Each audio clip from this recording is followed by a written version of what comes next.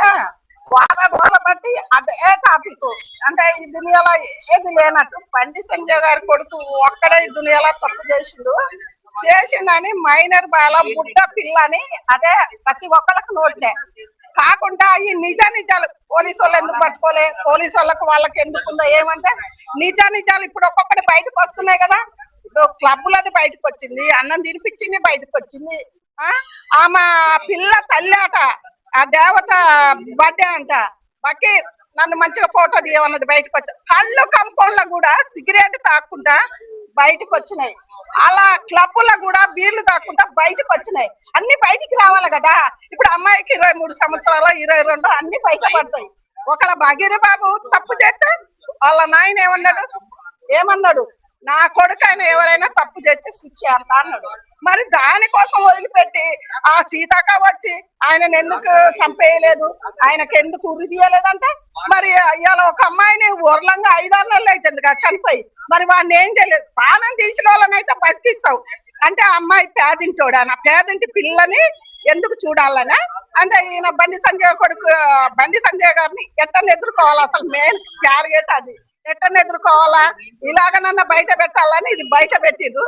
సీతక్క నువ్వు ఒక్కటే సీతక్క, నువ్వంటే చాలా చాలా అభిమానం, బోలెడంత చెప్పలేనంత. కానీ సీతక్క ఇవాళ బండి సంజయ్ కొడుకుని రేవంత్ రెడ్డి ఎందుకు మాట్లాడాడు అక్క? ఆయన కూడా మాట్లాడతాడు. తప్పు చేసిన వాళ్ళని ఎవరిని వదిలిపెట్టవని రేవంత్ రెడ్డి చెప్పడు, ఎంపీలు చెప్పరు, ప్రధానమంత్రి ఎవ్వరు చెప్పరక్క.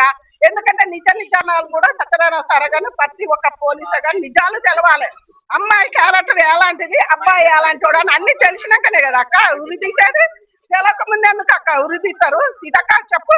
కవితక్క కూడా ఒక మాట చెప్పింది మంచిగానే, సీతక్క నువ్వే ఎక్కువ, ఎందుకంటే నువ్వే ఎక్కువ శ్రద్ధ తీసుకొని దీని గురించి మాట్లాడినా కానీ అక్క ఒకటే, ఒక పేద బిడ్డని భర్త అతి ఘోరంగా చంపేసిండ్రు అక్క. దాని గురించి ఒక్క రోజన్నా మాట్లాడినవా సీతక్క? నీతోటి అదే మా పోరాటం. ఎందుకంటే ఇవాళ ఒక అబ్బాయిని కూడా వర్లంగా చంపిండు సీతక్క. మరి దాని గురించి ఎందుకు మాట్లాడవక్క? ఒక పోస్ట్ అన్న పెట్టినవా సీతక్క? మరి ఈ అబ్బాయి మీద నీకు ఎందుకు సీతక్క అంత కక్ష?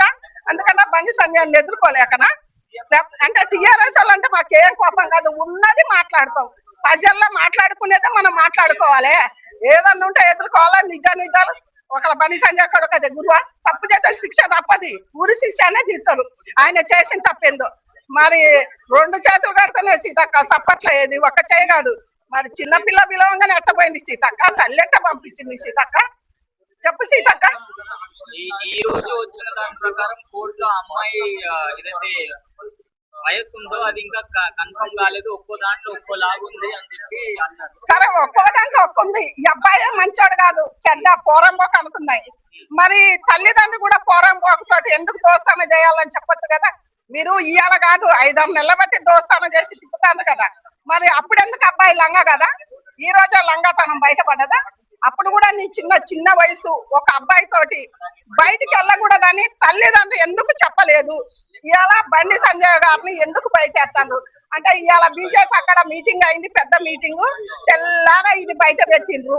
అదొక్కటే మీరు కావాల్సింది సీతక్క. గాని ఇప్పుడు రోడ్ల మీదకి టిఆర్ఎస్ వాళ్ళు అక్కలందరూ పట్టుకొని వచ్చిండ్రు. అక్కలారా, ఒక పేదింటి బిడ్డ చచ్చిపోయింది అక్కలారా, వాళ్ళకెందుకు మాట్లాడలేదు అక్క చెల్లెల్లారా? ఇలా ప్రతి ఒక్కళ్ళు వచ్చిండ్రు, నాకు చాలా సంతోషం.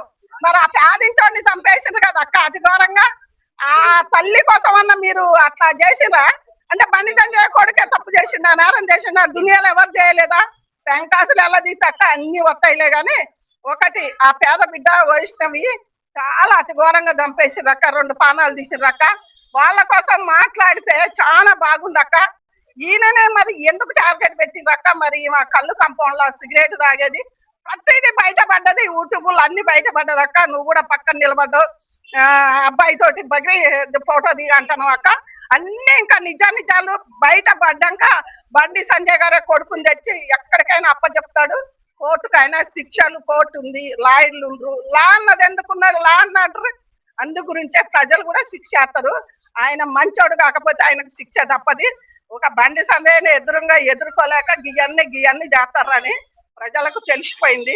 మీరు ఎన్ని కుట్రాలు ఏం చేసినా మళ్ళీ వచ్చేది జెండా ఎగిరేది బీజేపీ జెండాని మనసులో పెట్టుకోండి. ఎందుకంటే టీఆర్ఎస్ వాళ్ళు కూడా మీరు ఇలా చేసి వస్తారా? మీకు మంచితనంతో పార్టీని తెచ్చుకోండి. అదొకటి. ఇప్పుడు కేటీఆర్ కాదు, కేటీఆర్ కేసీఆర్ అంటే మాకు తెలంగాణ తెచ్చిందని మేము ఎంత ఇదిగానో న్యూస్లలో చెప్తాం. ఇవాళ మీరు చేసిన దానికి ఇంకా మీరు వెనక్కే కానీ ముందుకు రారు, లారేరు కూడా, ఇంకా అసలు రారు. ఎందుకంటే అలా కుట్ర చేయొద్దు. ఒక చిన్న పిల్లగాడే కాదు, ఒక బండి సంజయ్ కొడుకే తప్పు చేసినట్టు ఆయన ఏమన్నాడు, ఒక ప్రజల నా కొడుకు తప్పు చేస్తే నేనే తెచ్చి అప్పచెప్తానన్నాడు. గంటే ఉండక ఆడక్క రోడ్డు ఎక్కేది దేని గురించి ఎవరు నష్టపోయినా ఎక్కరు కానీ బండి సంజయ్ కొడుకు ఒక్కడే తప్పు చేసినట్టు బయటికి ఎక్కేదండి, అది కరెక్ట్ కాదు కదా. సీతక్క గాని ప్రతి ఒక్కళ్ళు టీఆర్ఎస్ వాళ్ళే కానీ వాళ్ళందరూ కూడా పేదవాళ్ళ కోసం, ప్రాణాలు పోయిన వాళ్ళ కోసం మీరు రోడ్డుకి ఎక్కి ప్రజలని ఆమెకు ఎందుకు అన్యాయం జరిగిందాక గై చేయండి. మళ్ళీ టీఆర్ఎస్ వస్తుంది. ఎందుకంటే టీఆర్ఎస్ కుట్రాలు లేకుండా చచ్చిపోయే మనుషుల కోసము మీరు ఎక్కడ అన్యాయం జరిగినా అక్కడ ఆలండి రెక్కల మీద.